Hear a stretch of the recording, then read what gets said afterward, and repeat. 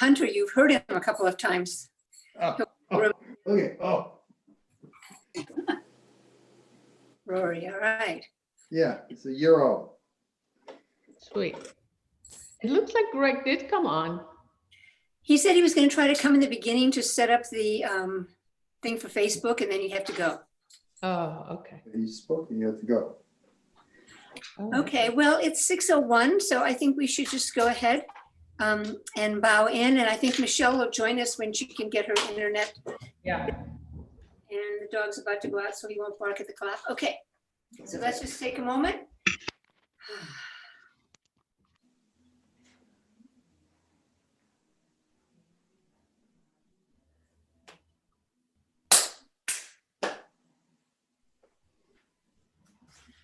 Onegaishimasu. Onegaishimasu. All right, well, let's start with our warm-up exercises. Taking a moment, and let's take some from the earth. And reaching up and opening.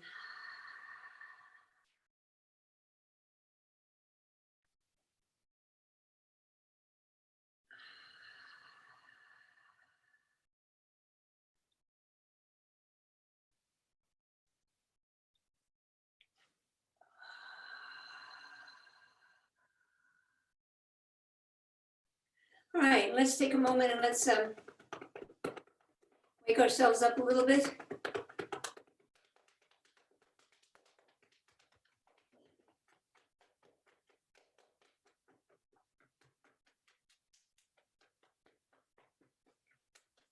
See if we can get everything sort of active and a little bit on the head as well. And now let's go back down to our core. And then let's just take a moment and focus into our heart point. And now work with our containment breath.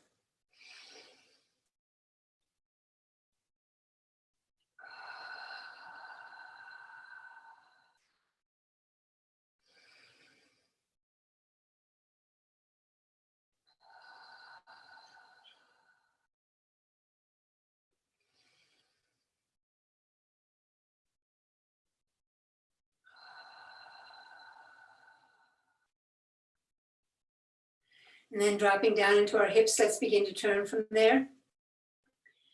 And as we turn, try to sense or imagine the energy is like light and it flows out through our fingertips. And the sense of where it's shining on the walls or maybe through the walls.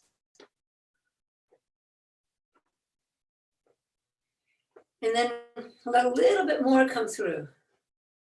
Let it get a little brighter, a little stronger.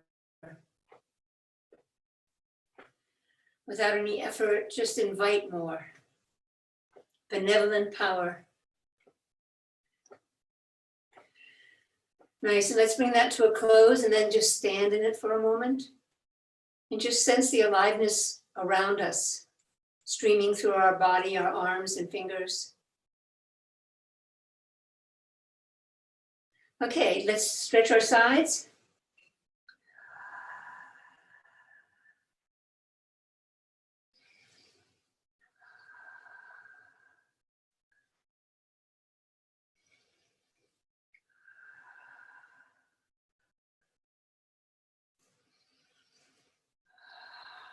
And now let's go all the way around 3 times.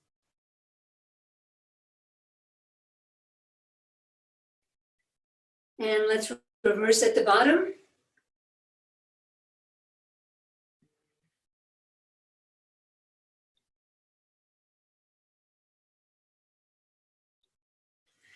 Now let's stretch our low backs, dropping in a shoulder, twisting around, and then inhale to center. Other side. And again.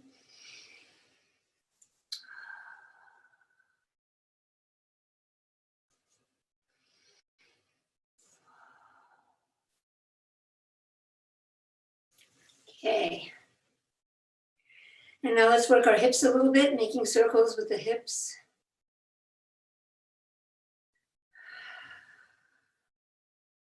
And both ways.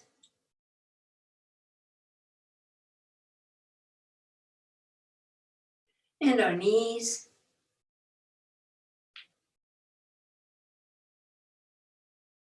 Both ways. And then stretching the backs.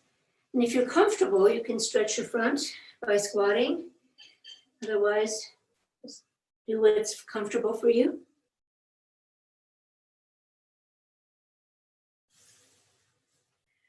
Okay, hand warm-ups. Ikkyo.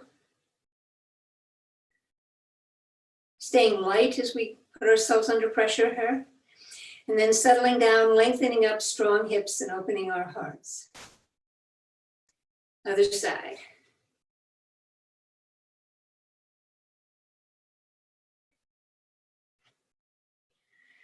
Softening around the stretch and being sure we stay light and don't grip. And then Karagaish.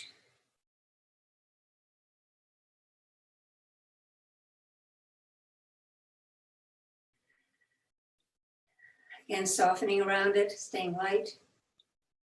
Other side.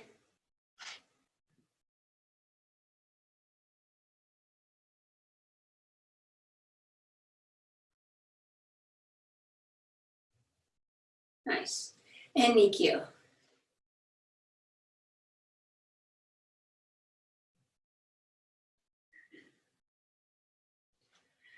And settling down, softening and staying light. Other side.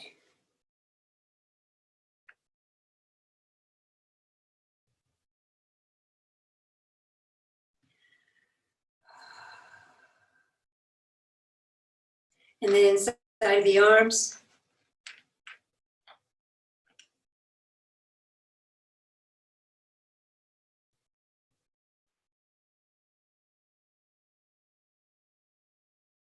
Always good if we're at computers.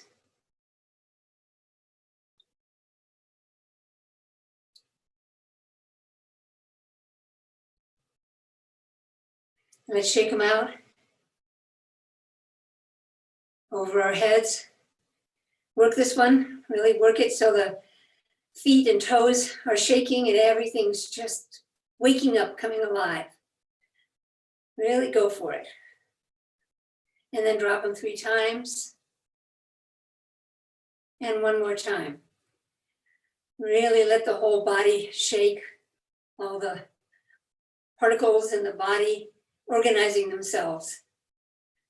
Feet and toes, everything shaking. And drop them. And then big circles with the arms. And shoulders.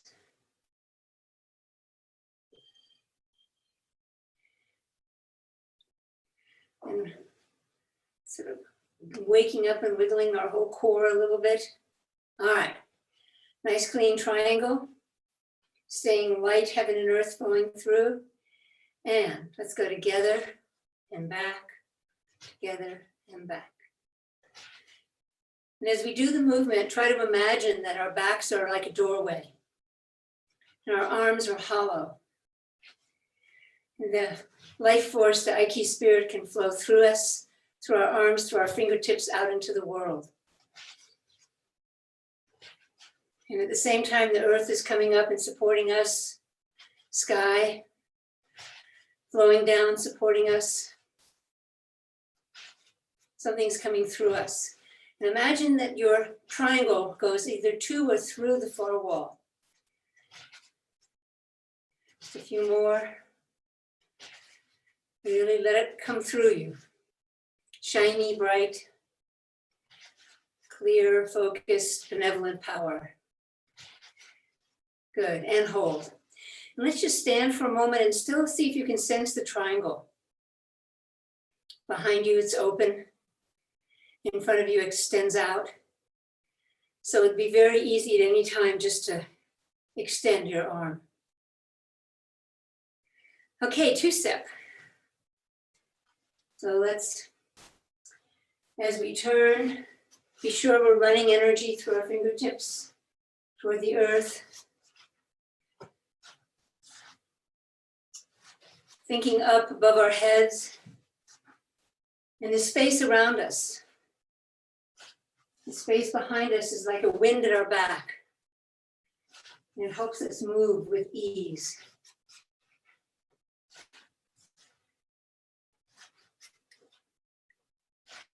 And just something I'm going to address a little bit that Elizabeth asked and Greg mentioned before. If we were to do this 100 times or do it for 10 minutes without stopping, if you asked your body that question, and to do this for a long time, does anything change if your body knows that it needs to sustain itself? How does it make it more of an ease?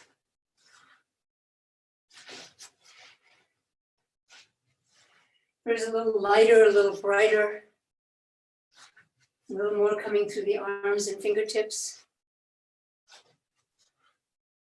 And let's stop and just stand in it for a moment. Sense the energy flowing around us, through our bodies, through our arms, through our fingers, up from the earth, down from the sky. Okay, we're going to do our rowing, and let's do our sword blade, Aikido type rowing. So remember, moving from your hips, and let's send it out and gather it back, keeping the shoulders relaxed. The sword blade from the elbow to the little fingers, energized. Send it out, gather it back. Using our legs. Building benevolent power.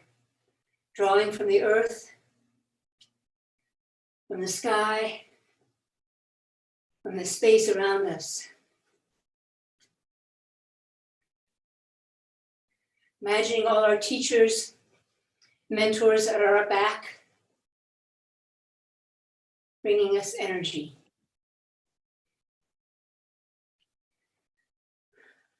Few more. Okay, let's reach up. Take some ki from the sky, bring it down. And let's concentrate into our heart point.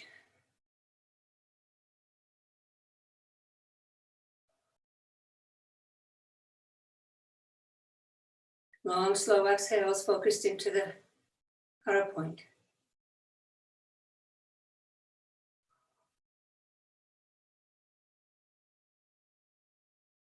And stop for a moment. Just stay with the concentration. Feel the continued vibration. And let's do the other harmony, the other side. And really sending the energy out there, gathering it back, using our legs. Having a sense that it's coming through us. Up from the earth, down from the sky, from behind us.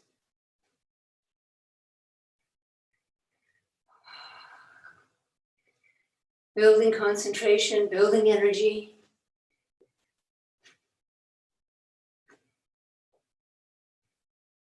Few more. Okay, let's reach up one more time. Bring it down, focus into our heart point.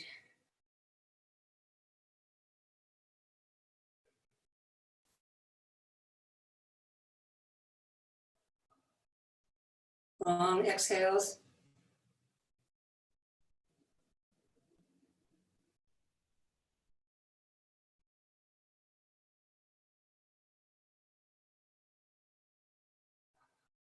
And stop for a moment.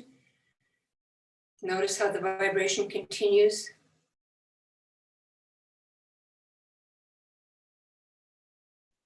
Okay. So, I see Mandy Barber's there. Not sure I know you, but welcome. So there's a couple of things. I'm gonna address Michelle's, hi Mandy, question at the end. Michelle Kipe has a question about languaging and things like that. So Elizabeth said she was intrigued by Greg's mention of doing the two-step 100 times and what would be happening with that.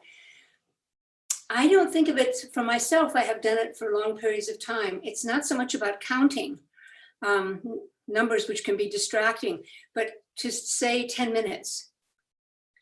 And then what's really interesting, and we can play with it a little bit, is if I know that I'm going to do the two-step for a minute or two, my body organizes around that. If I tell my body I'm going to do it for 10 minutes, my body will organize differently. So when we do something for a long time, the system starts to adjust. How does it manage something we're going to do over time?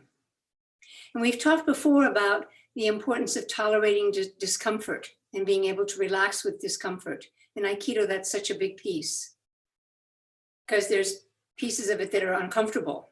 Everything from ukemi to when you don't do a technique well, or you take a hit with a strike. And so if you're going to do something for a long time, so let's just play with that off the bat, and then we'll discuss a little bit. So what I'd like us to do is, first of all, tell your body you're going to do the two-step for 1 minute. I'll demonstrate, just not for a full minute, but I'm just going to do it for 1 minute. I'm telling my body that, and I can feel that it's organizing itself. We can talk more about what do we notice. Then I'm going to stop, and I'm going to tell my body I'm going to do it for 15 minutes, which is a fairly long time to do a repetitive move. We're not actually going to do it for 15 minutes. Oh. You have to convince your body that it would be 15 minutes.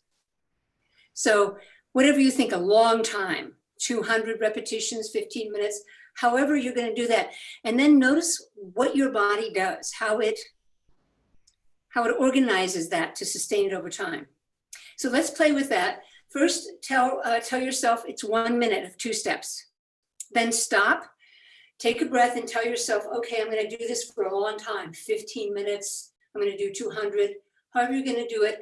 And as you do it, notice if there's something that starts to shift or adjust in your body, in the way your energy is running, or your movement, or your attention. So look for those things. Okay, so everybody just take a little bit of time and just tell yourself it's going to be a short bit of two steps.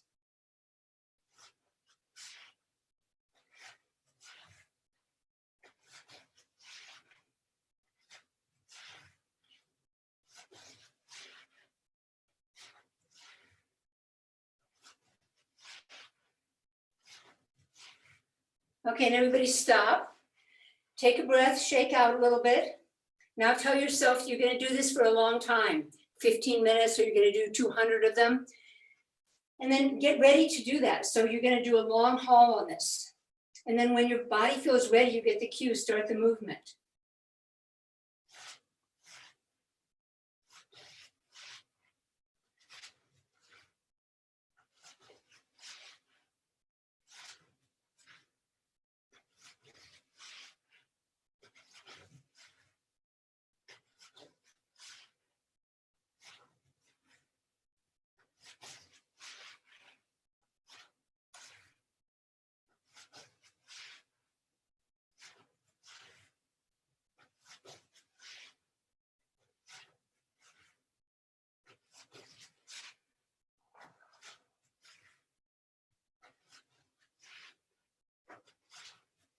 Remind yourself you're going to do this for a long time.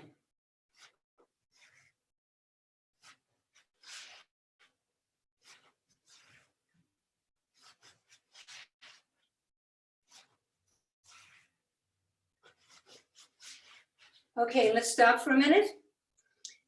We didn't actually do it for a long time, but hopefully you got a little feeling of what happened, and I'm curious, so feel free to unmute yourself, or if you have any takes on what was different. Telling yourself you're going to do it for a short time. Hi, yeah, Mandy, please.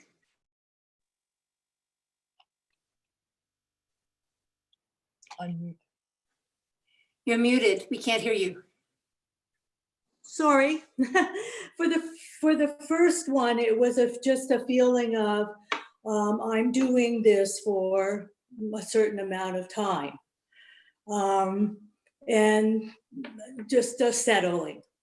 And then the second one, for a longer time, there was a spreading, and it was I wasn't doing it. Something was doing it for me, if that makes sense. Yes, it makes total sense. That's actually what we're trying to get at. So I think that's good. And it's good that your body believed you. So you could. Excellent, thank you. Anyone else notice anything, the difference between for doing it for short or long? I'll share something. Yeah. I'm unmuted, okay. Well, when I was just doing it for 1 minute, it was kind of like just doing it, and it felt a little bit more mechanical, like, oh, I know how to do this and I'm doing it. But when it shifted to this is going to go on for a long time, I noticed that my body, my heart, and my mind said, okay, we've got to get together on this. And we're in this together, and we got to all be on board. So there was the love of the movement that came through my heart, and there was the curiosity in my mind, like, oh wow, every moment is different, and my body started just like being present rather than getting it over with. Nice. So there was beautiful alignment that started happening. I like it. Last week, we talked a little bit about the fourth paramita, which is perseverance, which is something that those of us who train Aikido over time, we know about perseverance. We know about setbacks and ups and downs. And so it has that feeling, how do I persevere with something so that I access more of myself, the way I think Michelle is describing, or Mandy too, that sense of something coming through. And if we could access that more often, we won't be able to keep it. Mm-hmm. The idea is that we can touch it. Sensei? Yeah. I find this very interesting to bring it to the pandemic. Like, how can I stay with my training when I don't even know what it is anymore for an indefinite period of time into the future? Yes. And I've been kind of in that question, and I've been going back to when Rory was a baby, and I couldn't train. I had too much on my plate, and yet I felt that Aikido was very alive in me, and I really rested into that, knowing that it was always with me no matter what. And I'm finding that I'm remembering that now. That's great.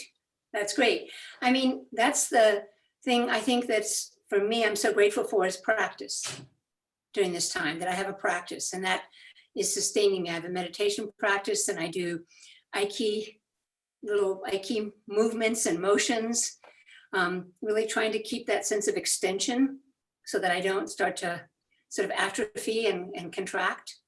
How do I stay big, a big circle, big triangle?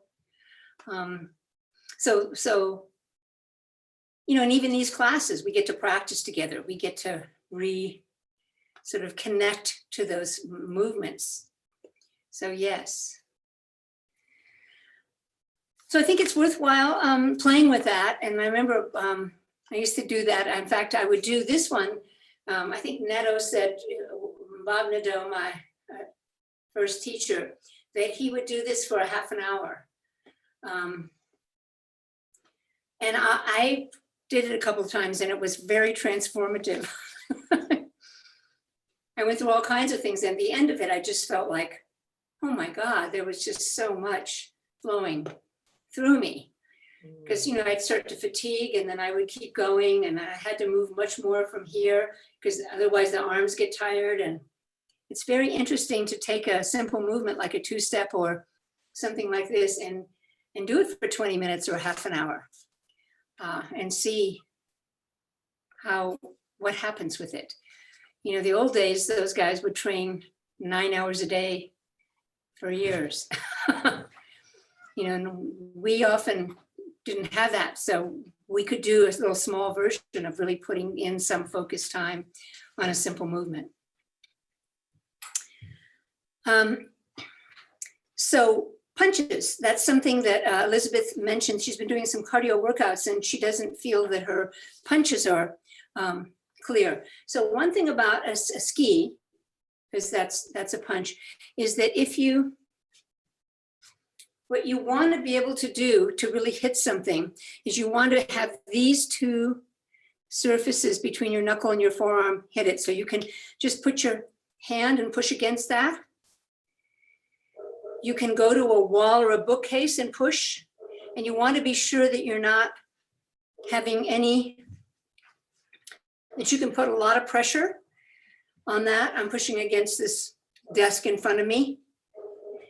And it just stays on that surface of these two knuckles. That's what you would hit with, right there.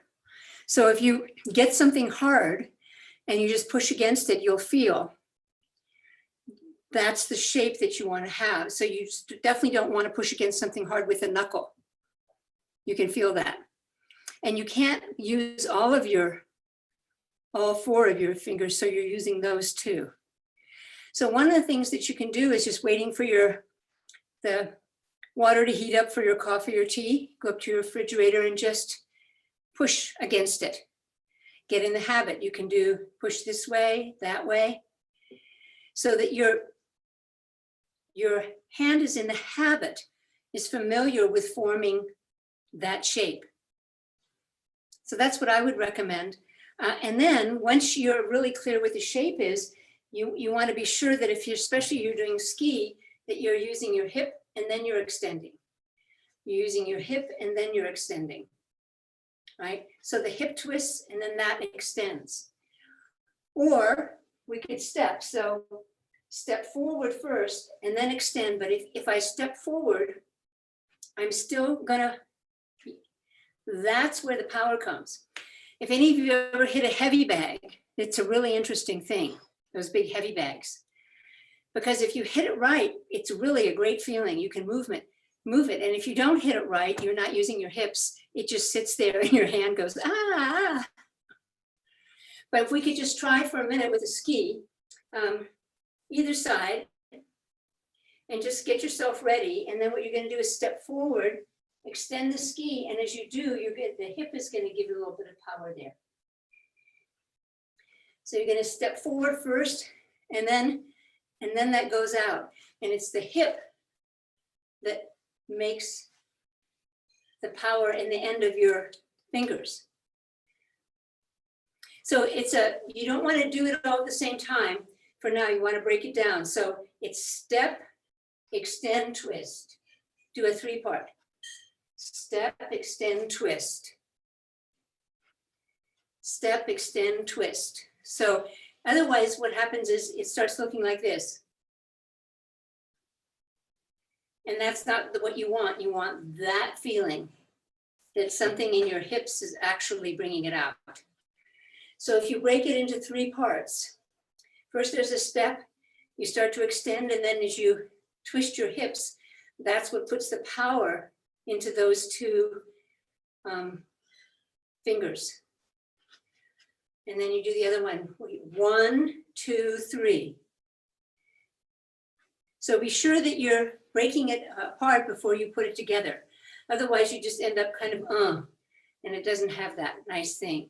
So it's a step, extend, and then with your eyes, focus where you want to touch. Imagine you're touching the person's solar plexus or chest or whatever it is. Step, boom. So I'm focusing there. So my energy is going there. Step, extend, pop.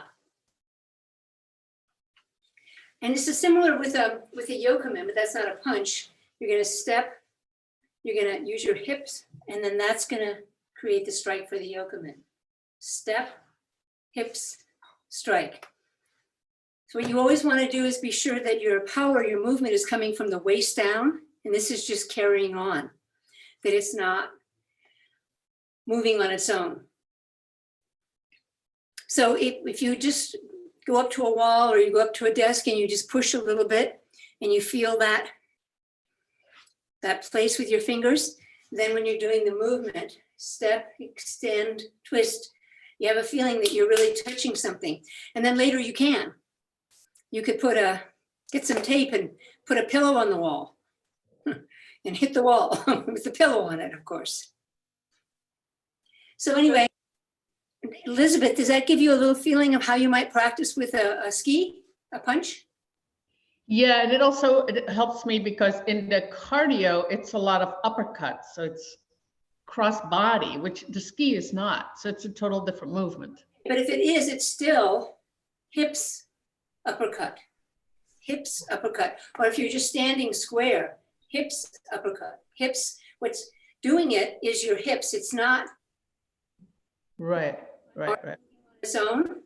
My hip is what's creating that hip turn, and that's what sends it out. And you want to have a feeling, you can even use your other hand. Hip sends it out, boom. Hip sends it out, right into your hand. So you get a little sense of the hip sending it out. It's going into something. Nice. You can feel that there's something there. So Yes. all of our strikes, we want to be sure we emphasize the power is always coming from the hips, and then it goes. Does that make sense? Yes, thank you, Sensei. I have just a quick question on the fist, Sensei. Yes. Can I ask? Yes. Yes. So I just have the habit of striking this way instead of on the side. Instead of coming in this way? Is there any? No, it doesn't matter. The karate people a lot will strike this way. Aikido people, the reason it's good to strike like this is because it makes it easier to do the kodagaishi, which is one of the main techniques we take from a ski. Okay. And we don't want to make it more difficult for the person. We want to train together because, it's forms. In real life, who knows how they're going to strike? You're going to do whatever you can. You might not be able to get the best kodagaishi. But for training purposes, if I strike this way, it's very easy for them to get their hand and twist me for the kodagaishi. If I strike like this, it's harder. The person has to wrap all the way around to get that full twist. Oh. I just think it's nicer for Aikido training, for kodagaishi, if we strike this way as opposed to that way. Thank you. But most karate people will strike, people who had karate, they'll strike that way. Yeah, I guess that shows that that's where I started. So that's what I've been doing. I never knew why to do it differently. Thank It's not bad or good, it's just more difficult for me to take a kodagaishi easily when the person's striking that way. It just doesn't lend itself as much. This is an easier move than that. Anything else on the strikes? Okay, but it's worth playing with, and we did that way back in the beginning, and maybe next week we'll revisit it. What's it like to do a good yokomen? What's it like to do a good shomen? Doing shomens coming up the back as well as the front. Yokomen with your left hand if you're right-handed. Those are always good practices. You can get a little lampshade or something and see if you can touch it. Just a lampshade that would represent this area. And can you touch it? And it's always good to put a little energy at the end. Try not to be too, but something there, because that gives your partner a sense of intensity to work with. And in the old, we want to be able to give intensity, not aggression, not force, but intensity, so that people can learn to relax with the intensity coming at them and find creative and flowing ways to manage the intensity. And later it can translate into the intensity that comes through emails, through news, through people who are annoying, Same principle. How do we relax with those situations and find creative ways not to get caught?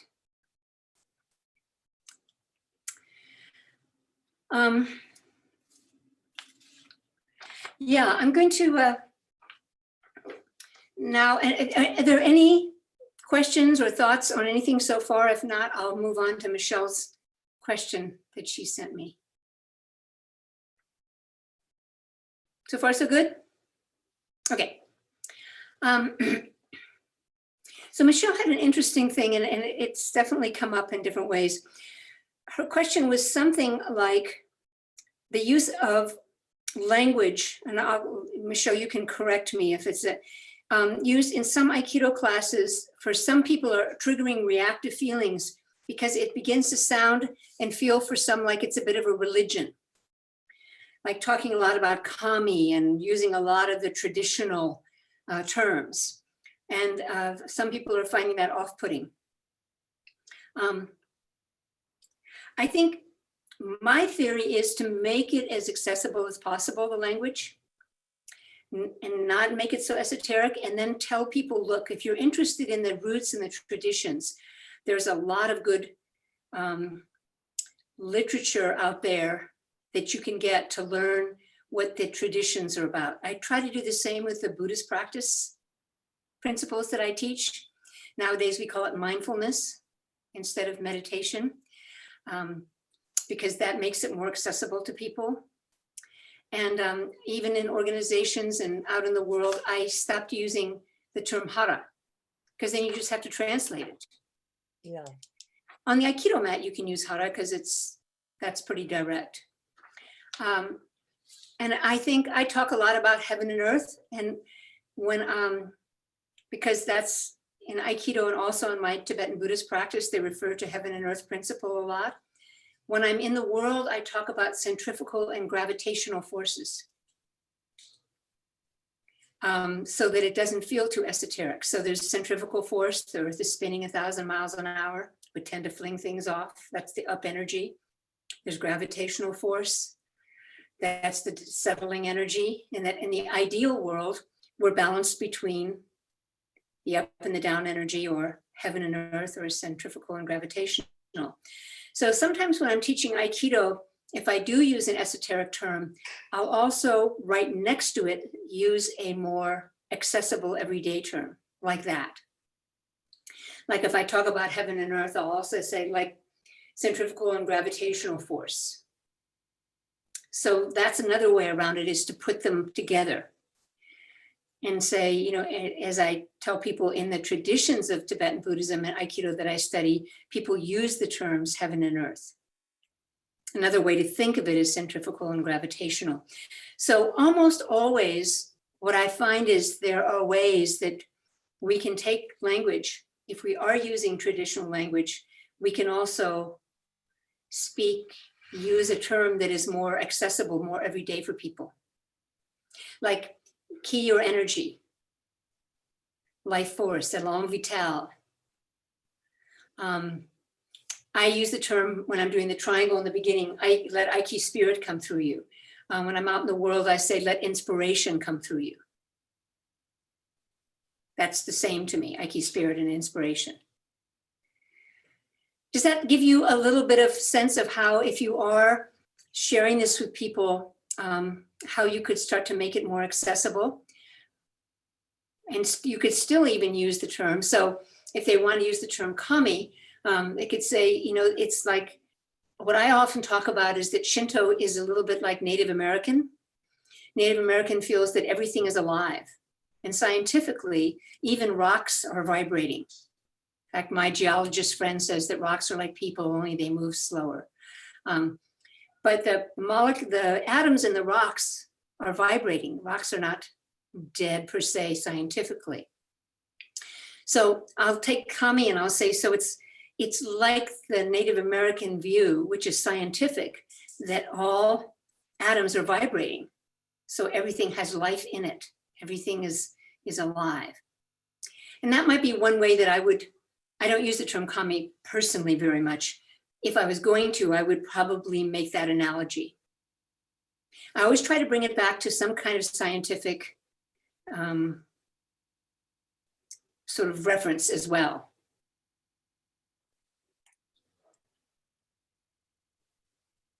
Did we lose Michelle? That was, oh, there you are. Does that give you some ideas, Michelle? Yes, that's helpful. And, you know, having trained with you for so long, I am familiar with how you do translate it for anyone. So it really is accessible, and I appreciate that so much. You know, make the Aikido principles accessible to everyone, not just the jocks Yeah. or who are going to be, you know, historians, but they're so wonderful. Let's make them accessible for people to use them. The idea of, you know, extending, of being able to include the attacker. I mean, I tell people that I think the most profound thing for me, Aikido, I first heard it was the goal of Aikido is to protect the attacker as well as yourself. And I said, I'd always thought of martial arts as self-defense. It never occurred to me it was so profound to think that you want to take care of the person that's attacking you, as well as yourself, of course. It's not like you're in danger yourself, but. Another dimension of my question was that these were a group of Aikidoists, and that some of them are actually, there's a feeling of not feeling safe or welcome when they go to a class where it's very dogmatic about esoteric practices. This is what, kind of like, this is what we believe. And of course, we all believe it. Yep. And so. Well, I would just say in that case, if they're consenting adults, they don't have to go on that Zoom. Yeah. I mean, if they're uncomfortable with it, like there's so much out there. Yeah. Especially want to go to. all over the internet, there's tons of stuff. Jan Novellis has been doing a bunch of stuff, a lot of great teachers.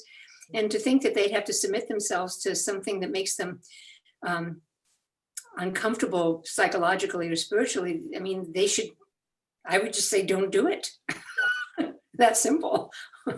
Find another class. Yeah, thank you. Okay. So before we do the Boken, what came up to me, for me tonight, just thinking about the class before, outside of the questions and the thoughts, I've been thinking about love and forgiveness a little bit. It's something I worked with when I was a part of the Fetzer Institute, and their mandate was to spread love and forgiveness in the world. And so I'm just going to read something that I wrote, and then we can think about it and maybe do a little Boken with our intentions. Our ability to embrace love and forgiveness is based on the fundamental issue of separation and connection. When we experience that we are connected, whether it is with the manifest or the unmanifest, that's another esoteric thing, I can go there. We experience a feeling of security and safety. If we feel unhappy, it is an issue of disconnection. If we feel at peace, it is the result of connection. The capacity to forgive ourselves is based on recognizing that we are connected to something greater than our separate individual selves. Once we recognize that we are indeed a part of something that connects us, we can see that our difficulty forgiving ourselves lies in the experience that we have done something that separates us, an action that makes us feel we are different from others who have not acted in such a way. When we experience that we are connected, we have a feeling of safety and security. So it just occurred to me that in these days, a lot of people are feeling separated, separate. And so I'd like to encourage us all to pay attention to the connections that we have, both the connections that are with people, but also with nature, with things, that we're all part of it. And that's, you know, when I'm on the Aikido mat, it's always my practice to feel connected to my attacker. And I always say blending is overrated, because if we have to blend with someone, it implies we're separate and we must make the connection. rather than taking the attitude we're already blended, we're already connected, so we could just relax. It's not easy to do that because sometimes when I get knocked off, I feel I have to control that person, that uke, and then I don't feel the same connection. And the practice is over time, how do I develop a sense that connection is all around so that I can not get caught up in a feeling of separateness or isolation, especially these days, where I think people are feeling a little like that. So I just wanted to throw that out there because it was stirring around in me, and see if anyone has any thoughts on that before we grab our bokens.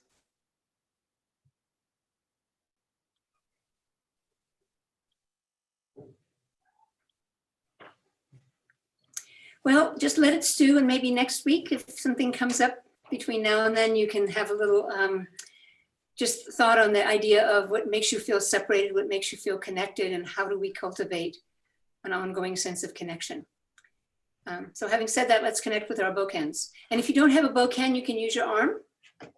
Feel free to do that too. Those of us who have bokens will get them.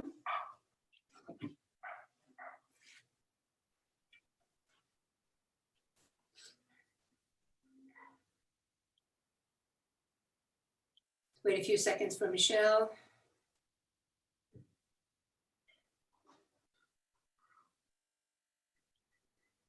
Andy.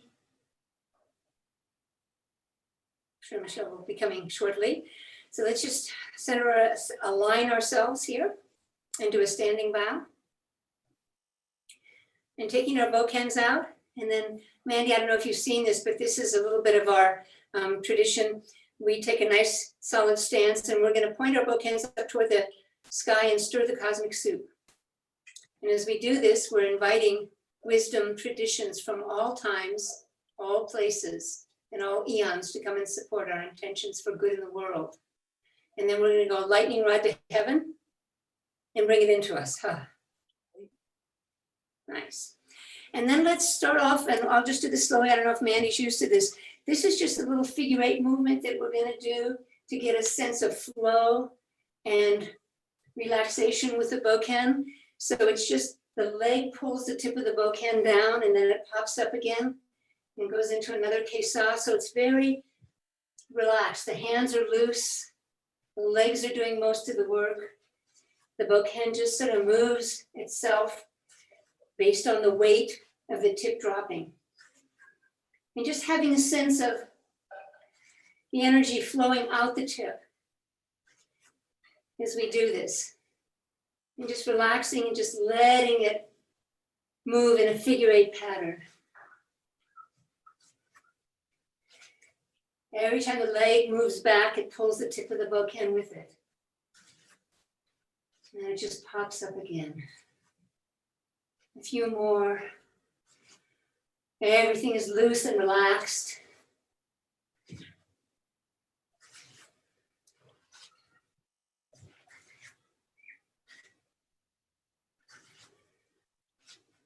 Okay, let's just stop for a moment and just stand in that.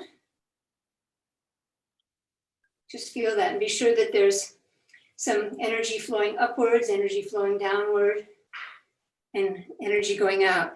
And don't forget, when you're making your strike, I'm just going to go over little basics. Elizabeth and I talked about this. Try to be sure that your hands are very relaxed, coming down, and then at the end, you just wring them. That's what stops the tip of the boken, is that wringing. Because if you use your arms to stop it, it'll tend to tighten. Okay. So let's work a little bit with our declaration. Remember, you're going to, for Mandy, I don't know if you're used to this, or Diane is doing that. So what we're doing is connecting our mind, body, spirit. We're doing that by saying an intention out loud, and we cut it into place and send it out, say it out loud. So I usually say I wish to, could be I want to, I'm committed to, something we'd like to really put out into the world. So, and I encourage you to say it out loud because that energizes it, and then you're going to use your Aiki focus to really put it out there. So take a moment, some nice uplifting energy, some nice settling energy. Imagine that it's coming through you, through your arms, out the tip of the bokken. Let's say our intention. I wish to bring courage and resilience to people at this time. And then let's make a cut and send it out. Again, I wish to bring courage and resilience to people at this time. Send it out. Again, I wish to bring courage and resilience to people at this time. Cut once and send it out. Cut again, send it out. And now with the ki. Hey!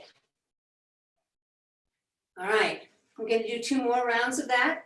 So let yourself get a little brighter, a little stronger, a little more flow coming through you. Go ahead and let's speak our intention together. I wish to bring courage and resilience to people at this time. Make a cut and send it out. I wish to bring courage and resilience to people at this time. Send it out. I wish to bring courage and resilience to people at this time. Cut, send it out. Cut again, send it out. And now with the ki. Hey! All right, let's do 1 more. See if you can bring a little more up from the earth, a little more down from the sky, let a little more come through you, let it get a little stronger. Let yourself be filled with benevolent power. Ready, and. I wish to bring courage and resilience to people at this time. Cut, send it out. I wish to bring courage and resilience to people at this time. Cut, send it out. I wish to bring courage and resilience to people at this time. Cut once, send it out. Cut again, send it out. And now the ki. Hey! Nice. Let's put our bokkens to the side. Take a moment. Standing bow.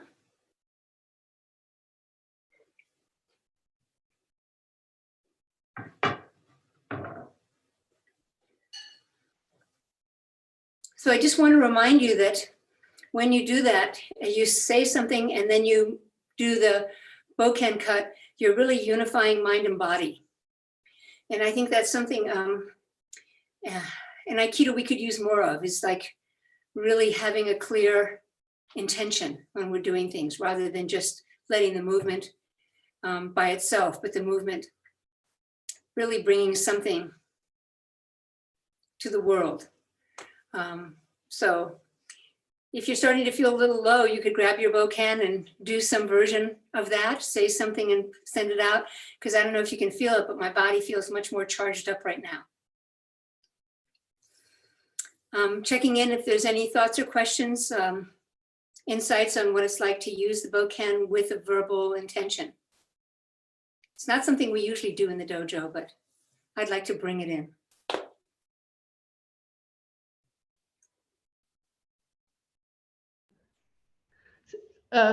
Wendy, Sensei,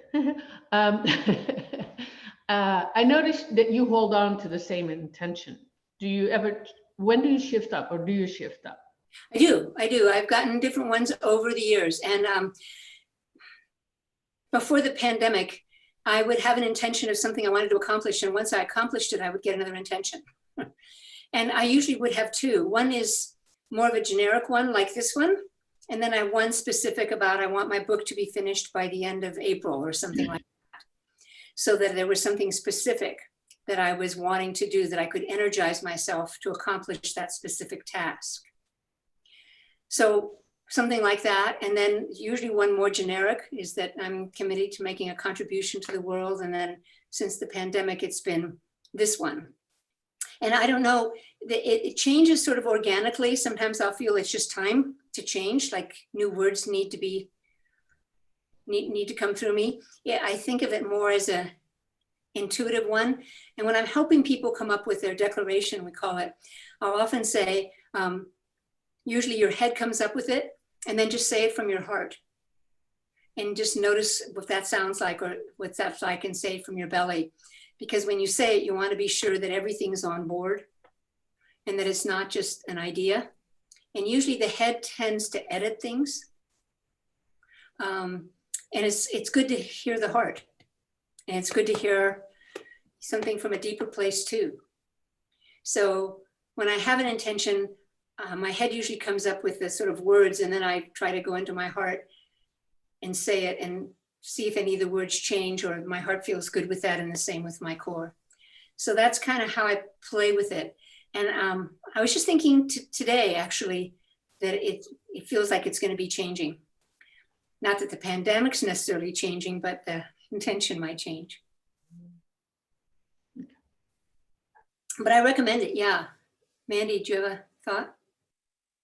I do. I send out, when I'm in sitting meditation, I send out intentions. However, it's a whole different feeling doing it from standing position with the bokken. When I send out an intention, when I'm in sitting meditation, it's like a feather just going out and floating away. But here, there's much more power, energy behind it than, and not personal power.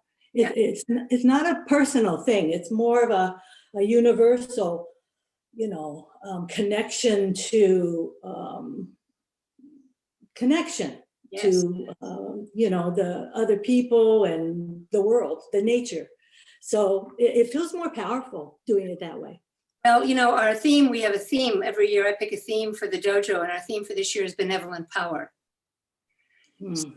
That's that. And also I have a saying that energy organizes around what is most articulate in our system. So when we say something, our energy organizes around it. So we might as well say things that are going to be useful. That's my theory. Because That as well. I do enough complaining and enough judging. So to put some benevolent power around something that's positive feels like it's good practice for me. So energy organizes around What is most articulate in our system? what is most articulate. Thank you. I have a little testimonial. So it got cold here the last week or so, and my practice is to go out into the labyrinth, and I say my attention in the 4 directions. And I noticed that that I hadn't done it for a few days because it was so cold, and had just forgotten some of those practices that I do out there. And so this morning, even though it was cold, I did it inside. And it was just so, I realized that I had been feeling a little drifty around my place in the world. And then I could connect it with, oh, I wasn't doing my practice. And the difference that I felt when I oriented about what I really care about and embodied that. So thank you so much for this very powerful and awesome practice, and say. Thank you for your testimonial, Michelle. That's inspiring. And magic is practice, and we need to practice. Yes. Otherwise, it will be pulled downstream, as it were. So I really could, like, in retrospect, like, oh, that's what was going on. Yeah, we get sucked into the cultural milieu. Yes. Okay, shall we end with a little heaven and earth breathing?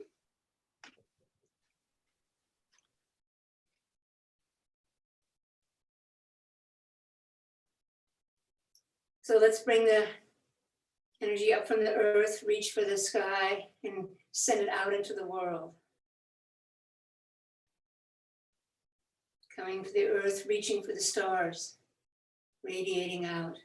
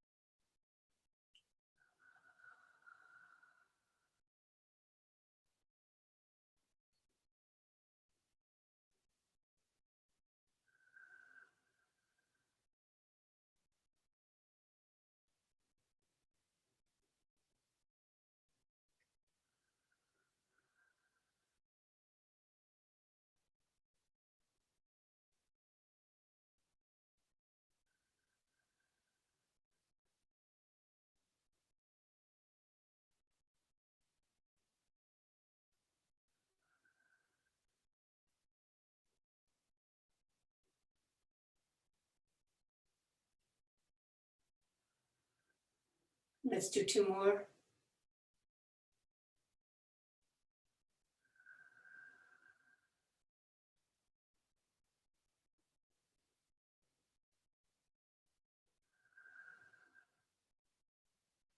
And let's stand in it for a moment. And let's send some positive energy out into the world to those who could use it. And then a moment of appreciation for our communities, our friends, training partners, our teachers, mentors. O Sensei's vision, and for ourselves. Let's do a bow out.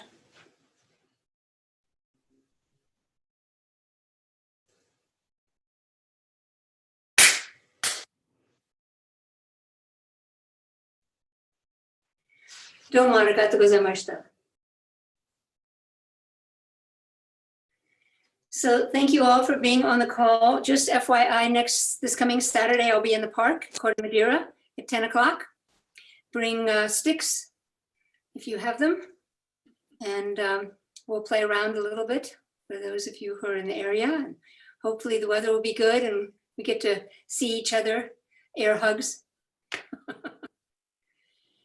And as always, if you have any thoughts or questions or anything you'd like to explore, please do email me. It helps me a lot. Gives me some inspiration to try to bring something to the class that's pertinent for you all. So thank you very much. And thank Greg, who's not here, but he did set up the recording. So it's on Facebook and people can look at it there. And I'll see you next week if I don't see you in the park. Okay, thank you, Sensei. Oh, Okay. yeah. night. Have a good few days. You too. Bye. Bye.